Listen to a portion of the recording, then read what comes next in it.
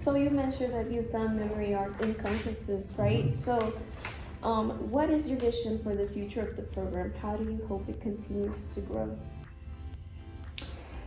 So for one to be willing to give themselves permission to draw, many of us doodle already, and some of us have excellent doodling, and some of us just doodle to doodle. Yeah.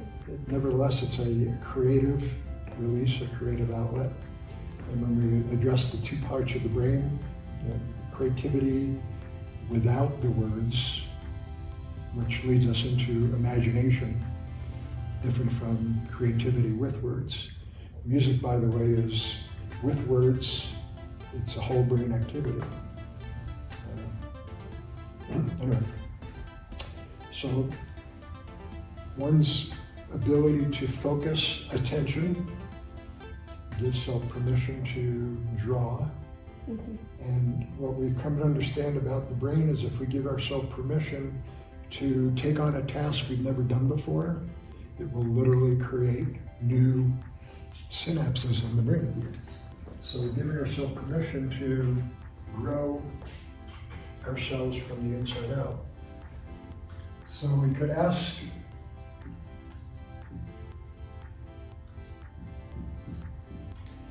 a person to draw or write their names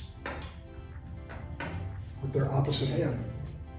I can't do that, that's going to look too ugly.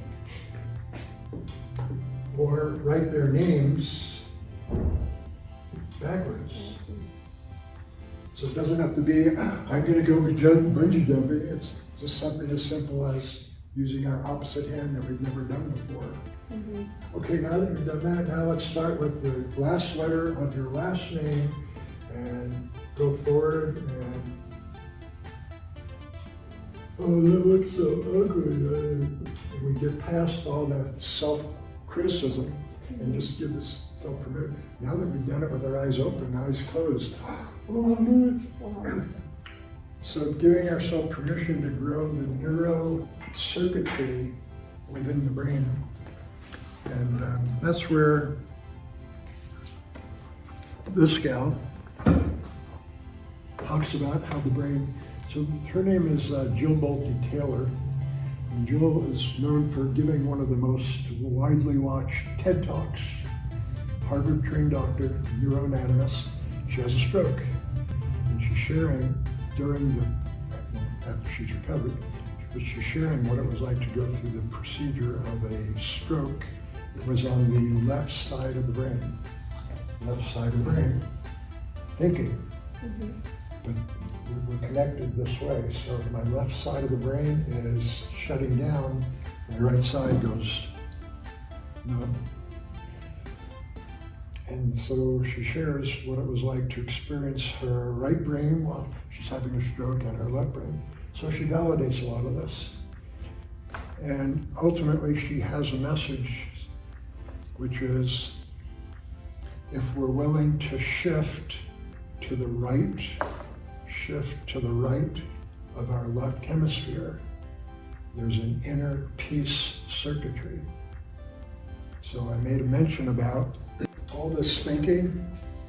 This is where worry is. This is where despair is.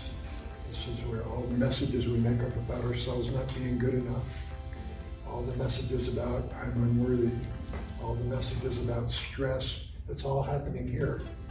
Not a bad thing, it's just that it's happening there. There's good things happening too. This is our doing side. We're used to doing. We've lost the ability to balance our doing with our being, because our teachers say, I expect you to be respectful in here. Do respectful. No, be respectful. Our being comes from the inside out. Our doing comes from the outside in. We measure doing because that's where our standards are and our grades are. And so part of where memory art is progressing, now that we can master attention, what's next as far as creating an intention? So an intention for many of the youth is, some of them are already in it. They're running businesses and online. And so we have an attention, into an intention, which then creates retention. It's the air, if you will, the air that we breathe. When we take a moment to breathe, and it requires centering self to give myself permission to be drawing wherever I go, then we step into our beingness.